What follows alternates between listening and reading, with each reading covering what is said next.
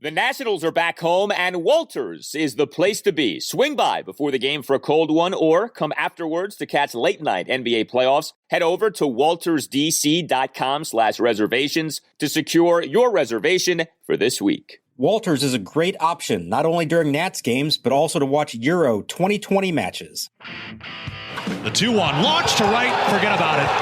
Long gone into the second deck, a line drive home run. It's Francisco Lindor, 5, and the Nationals nothing. 2 homers, 3 hits, 5 RBIs. Number 8 on the season is a line smash over the bullpen. 5-0 New York. And welcome to Nats Chat for Sunday, June 20th, 2021, Part 1, along with Nationals insider Mark Zuckerman of MASNsports.com. I'm Al Galdi, host of the Al Galdi podcast. It is Father's Day 2021. We say happy Father's Day to all of the dads listening. Your dad may have told you that you couldn't have your dessert before your dinner. We're going to follow that edict for these 2 installments of the Nats Chat podcast as the Nationals split their doubleheader with the National League East leading New York Mets at Nationals Park on Saturday. Dessert will come in the form of the next show in which we discuss the win, but dinner is what we get into on this show, and in this case, dinner was cauliflower and artichoke, a 5-1, 7-inning loss to the Mets on Saturday afternoon in Game 1 of the doubleheader. That game was not good, unless I guess you love cauliflower and artichoke. Hello, Mark. How are you? I do not like cauliflower or artichoke, Al. So, yeah, that game was exactly as you described it. Not a good one, but I suppose if you're going to have in a doubleheader, one bad game, one good game, I think you'd rather finish on the high note, right? Leave them wanting more, come back for feeling good the next day on Sunday. So I think they'll take that. But that first game was, we're not going to be talking about this one, months from now. We're not going to be remembering that game very much. George Costanza taught us many years ago, leave them wanting more, leave on a high note. And the Nationals hopefully did that with us on Saturday. I guess we'll start with the offense in Game 1. Again, the offense was atrocious. And, for me, what really stood out, and honestly, this was the case in the win on Friday night, and it kind of gets lost because that was such a glorious win with the bottom of the 9th inning and with the performance of Erick Fedde. But, the Nats in that game on Friday night made Joey Lucchesi, who came into the game with an ERA of 5.18, look great. 5 1/3 scoreless innings, 5 strikeouts. And then you get a similar thing in Game 1 of this doubleheader on Saturday. David Peterson was the Mets starting pitcher. He came into the game with an ERA of 5.60, and he ends up allowing 1 run in 4 2/3 innings, with 6 strikeouts. Another instance of the Nationals not only failing to get to a bad starting pitcher, but making that bad starting pitcher look great. I mean, it's been said many times already, you're not facing Jacob deGrom in this series. You're not facing Marcus Stroman in this series. It's almost like it doesn't matter. Joey Lucchesi and David Peterson end up looking like, Tom Seaver and Dwight Gooden at their respective peaks so far in this 4-game set here. Nats in Game 1, 1 for 10 with runners in scoring position, did draw 7 walks. So the Nats did put some guys on base, but finished the game with just 4 hits. I mean, we've had this conversation a million times, but just another aggravating offensive performance by the Nats in Game 1 on Saturday afternoon. And I think this one goes high on the list of aggregating offensive performances this year, and there have been plenty of them on that list, but for a couple of reasons. One, they are facing a lefty. It's not just they're facing a guy who's not a big name, but they're facing a lefty.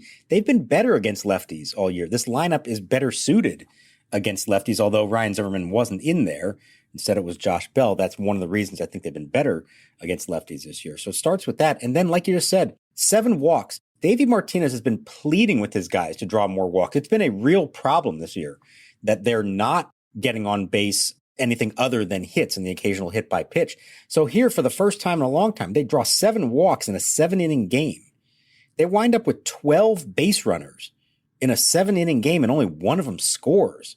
That, to me, is really, really not good. And there were so many opportunities where just one little hit could have done something, and nobody could deliver it aside from the Soto single in the 5th after the Trey Turner double, and that was it. And it just felt hopeless for the better part of that game. And, maybe psychologically they were trailing from the outset. 2 batters into the game, they're trailing 2-0, and maybe that does make it a little harder offensively. It's a shorter game. This team has struggled to score runs. That very often the first team to score wins in the way this season has played out. And maybe there's a psychological element to it too, but you certainly can't say they didn't have their opportunities. They just did not convert them. Yeah, and one of the guys who did not convert especially was Josh Bell, the guy who started at first base as opposed to Ryan Zimmerman. Bell in game one, 0 for 3 with a walk. He left 4 men on base. He grounded out with Juan Soto on third off a walk and 2 wild pitches for the third out in the bottom of the third. I mean, the Mets basically gifted Juan Soto third base, and Bell was unable to do anything with that. Then Josh Bell grounded into a 4-6-3 double play. Runners on first and second, nobody out in the bottom of the 7th inning. Why didn't Zimmerman start game one? Do we know? Because obviously Zimmerman ended up not starting game two as well. Yeah, I can't give you a definitive reason, but inferring some things here, I would say probably because he played Friday night and this was a quick turnaround to the Saturday afternoon game. Now, he did pinch hit in this game, so it's not like he wasn't available at all. But I figure that was a case of maybe not wanting to try to push it and have him start the day game right after the night game. And then the second part of the equation, they didn't know really up until, 4 o'clock, 5 o'clock, something like that, who the Mets were going to start in game two. And I think they thought it might be a lefty. It wound up being the righty, Robert Gesellman. And so I wonder if Davey was holding back, thinking if it was another lefty, that would be the sign to start Zimmerman. And then he found out it was the righty instead, so he started Bell. I think you get a little too cute here. Just make your plan going into the day and say, which game is Bell going to start? Which game is Zim going to start? There's a reason you have both these guys on your roster. Why not give them both a start in a doubleheader? I don't know if it would have made a difference or not. Zim wound up grounding out in his at bat in the 6th with a couple guys on base. But I get why he didn't start this game, but you would have thought regardless he would have started the second game. Yeah, right. You would have thought it would have been an even split on Saturday, and obviously it was not. Tough game for Josh Harrison, too. 0 for 3, did get hit by a pitch, but 2 strikeouts. He left 3 men on base, struck out on 3 pitches with runners on first and second and 2 outs in the Nats' 1-run 5th. You mentioned the lone run scored by the Nationals. It came on an RBI single by Juan Soto. Juan Soto with another game in which he gets on base a lot but doesn't hit for power. 1 for 2 RBI single, 2 walks, but that was a good-looking RBI single. Came with 2 outs and the count full in the bottom of the 5th. And the guy he scored, Trey Turner ended up having a huge day on Saturday. More on that coming up in the next installment of the pod. But Trey, in this game 1 loss, 3 of the Nats' 4 hits, which says a lot about a lot of things. But he had a double and 2 singles. And the double really was something else. A 2-out full count double that concluded an 11-pitch plate appearance in which he was down in the count at 1.02. Zimmerman had that magnificent plate appearance in the win on Friday night. In the bottom of the 9th, went from 0-2 to work in the count full, then laced an opposite field single in a right field off Edwin Diaz as the Nationals rallied to score the run. And then Turner with this excellent plate appearance here, albeit in this loss on Saturday, 11 pitches, and he goes from down 0-2 to work in the count full to ultimately coming through with a double. So I actually think that sequence was important, the Turner and Soto back-to-back hits, and it didn't really impact the outcome of the game at all. But I thought both guys did something that was a particularly good sign for where they need to go from here. Like you said, a great at-bat by Trey Turner that ended not just with a single, not just with a walk, but with him lacing a double to the gap in left center, a show of some power that we haven't seen. And sure enough, in the nightcap, there was an even better display of power.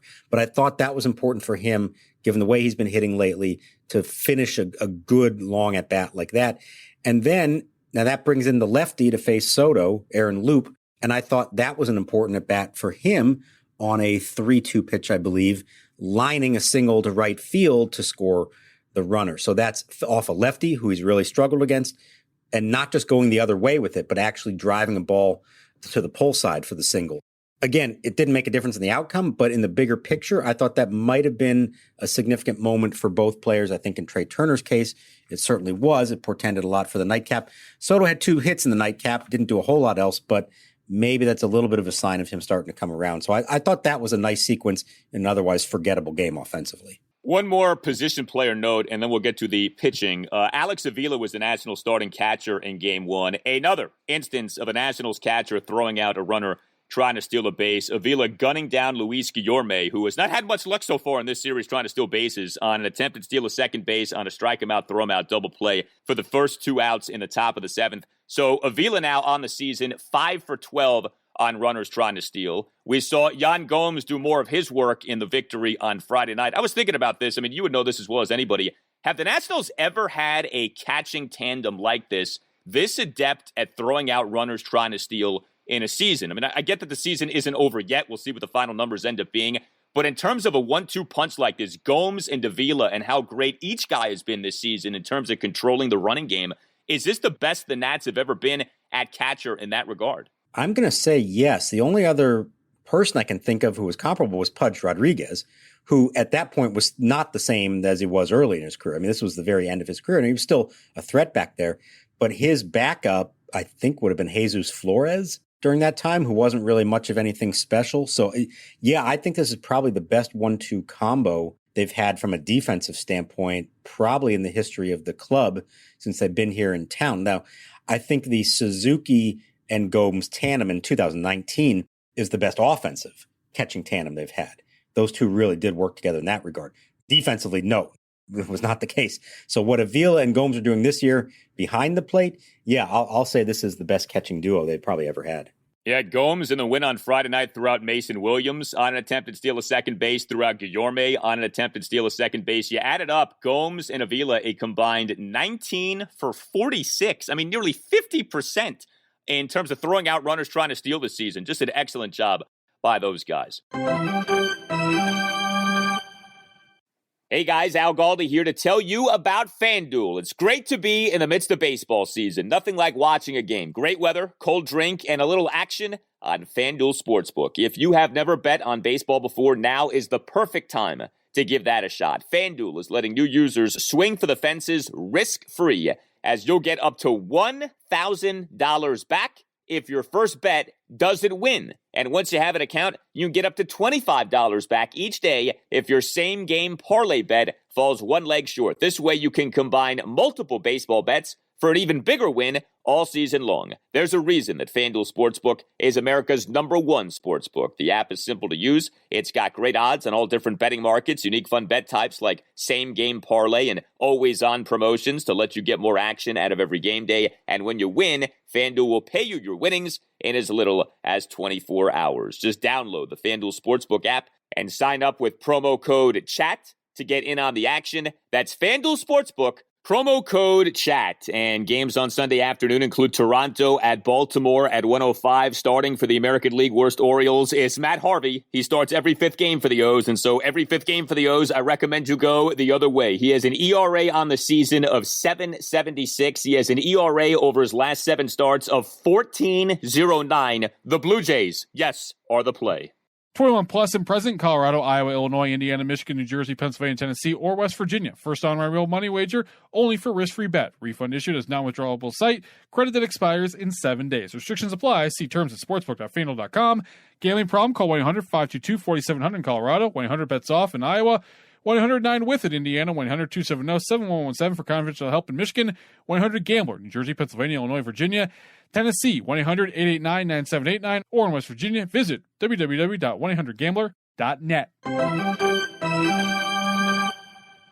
Now the set by Ross. The kick of the 2-0 pitch swung on, hit in the air to deep left center. Robles is back, warning track at the wall, leaping, and it is gone.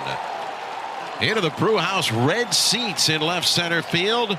Francisco Lindor with his 7th home run of the year. He snaps it 0 for 11. It's the Mets 2 of the Nationals 0.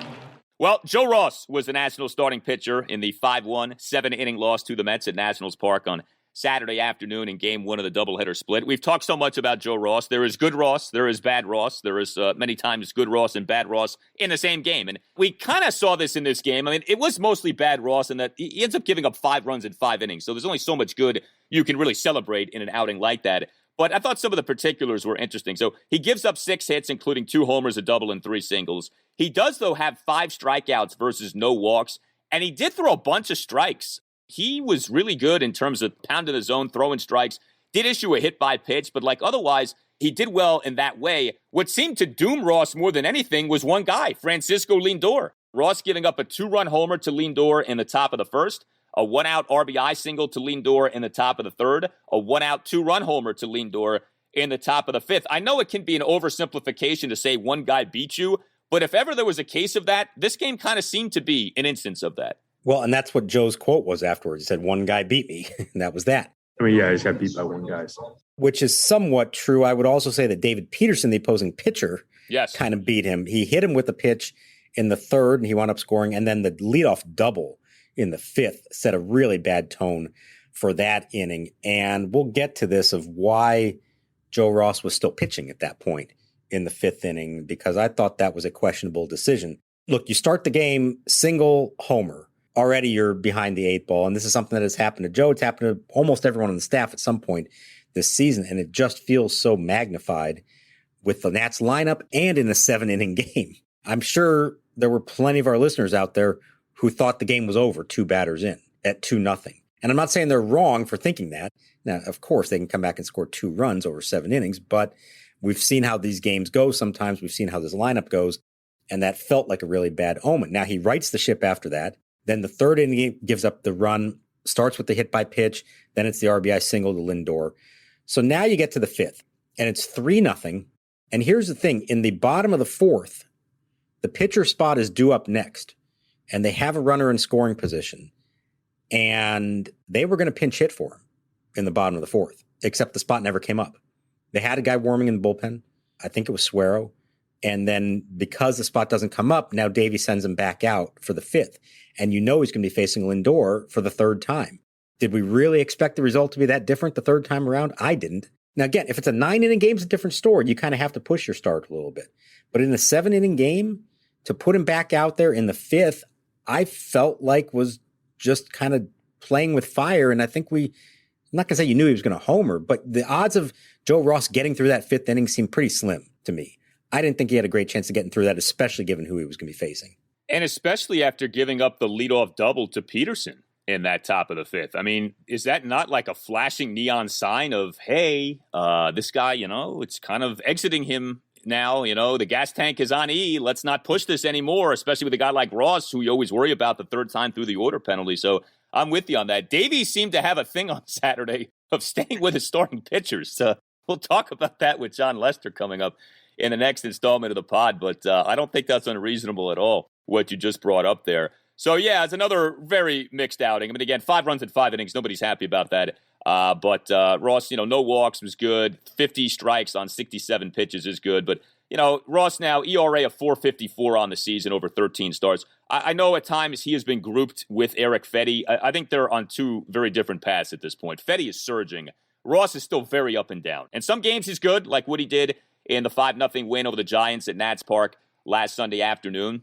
Best outing of his career, really. 8 scoreless innings, 9 strikeouts. But other games, you get what you got from Ross on Saturday afternoon. Then with the Nats bullpen in the game, Davey does go to the pen, and we see the return of Austin Voth. It's nice to have him back off the broken nose, a scoreless top of the 6th, and Ryan Harper tossing a perfect top of the 7th inning. So you were able to get through game 1 without using any of your quote-unquote varsity relievers. The game kind of felt like, hey, with the Mets up 5-1, there really wasn't much hope here. And so you go with Voth, and then you go with Harper. And then after the game, probably the most significant development, truth be told, of the Saturday afternoon portion of the National Saturday. And you have taught me with Max Scherzer, it's very simple. When he's coming off something, if he stops to talk to you guys, that's a bad sign. If he just marches past you guys, that's a good sign. He had another bullpen session on Saturday, and he walked past you guys, and it looks like Max is ready to come back. Exactly. And this played right up to who he is and exactly what I was telling you the other day. When he stopped to talk to us that first time he tried to throw before they had placed him on the IL, and you could tell in his words he was kind of wishy-washy. He wasn't entirely sure. Just the fact he was actually being expansive on what he was feeling, that said to me, now he has doubt. He doesn't think he's going to be able to make the start. Sure enough, he didn't make the start. So on Saturday, he goes out to throw a bullpen. There were a lot of people out there watching. Davey Martinez, Jim Hickey. I couldn't see everybody. There were like 10 people in the bullpen. And when he was finished, he ends up giving fist bumps and high fives to everybody in there. Now, he's in full uniform, by the way. And I love this about Max Scherzer. Other guys go out there in like a T-shirt or a warm-up shirt or something like that. Max Scherzer, when he throws a bullpen, is in full uniform. He's not playing in today's game at all. There's no reason for him to be in full uniform, but he wants to practice the way that he will be pitching in a game. And so he actually wears the whole full uniform. He gets into it. So he's all done with it. He's giving high fives. He's walking back, and there's 3 or 4 of us standing there on the warning track as he comes walking by, and he gives us the kind of the look. And just as he, without breaking stride, he says, 40-pitch bullpen, all's good. See you Tuesday. And that's it. Down the tunnel to the dugout. So that tells you not only is he feeling okay, he's feeling great. This was exactly how he did it before Game 6 of the World Series in Houston, when he had to test himself out and make sure that his neck was fine and whether or not he was going to start Game 7. It was the exact same thing. Walked right past a bunch of reporters and said, "I'm good," and that was it. So you know that he was feeling it. So excellent sign. He's eligible to come off the IL on Tuesday. Unless something crazy happens between now and then, I would fully expect to see him pitching at Citizens Bank Park that night. It's great news. And, for all of the talk, and justifiably so, about this big 4-game set against the Mets, after this series comes another big series for the Nationals, albeit a 2-game series, but 2 games at the Phillies Tuesday night and then Wednesday afternoon. The Phillies are one of these teams so far this season. First of all, Phillies are in second place in the National League East. But second of all, Phillies are much different at home versus on the road. Philadelphia's home record is excellent. Road record, not so much.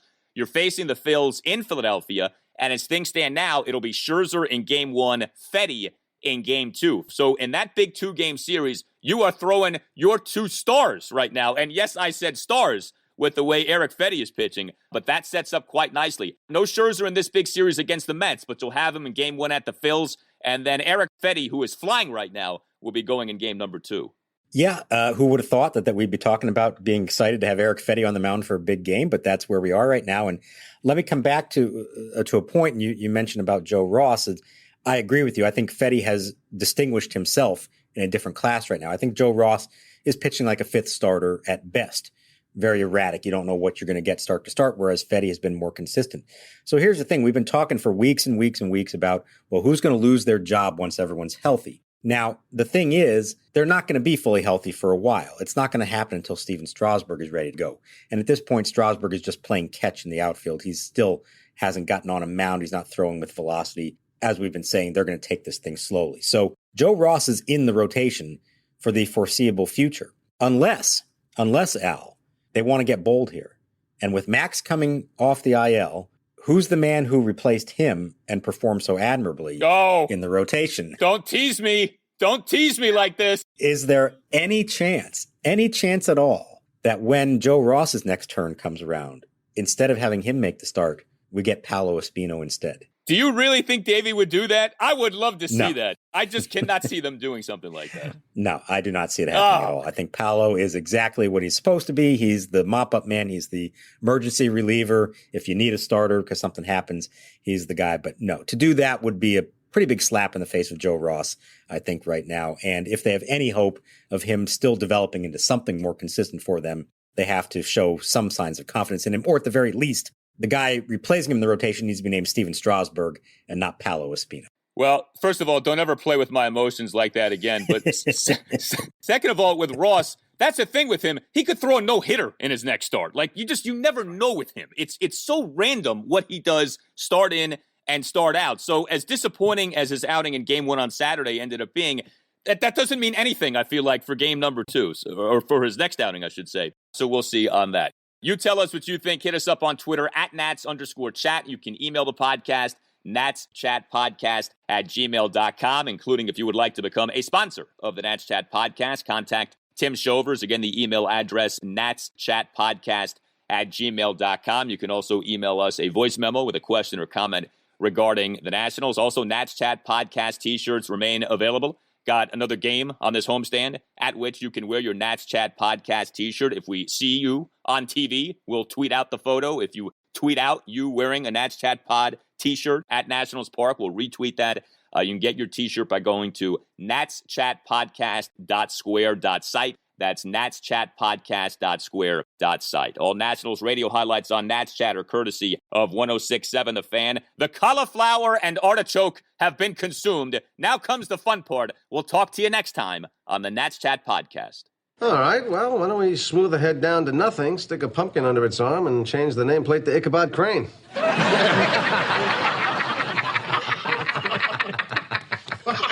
right!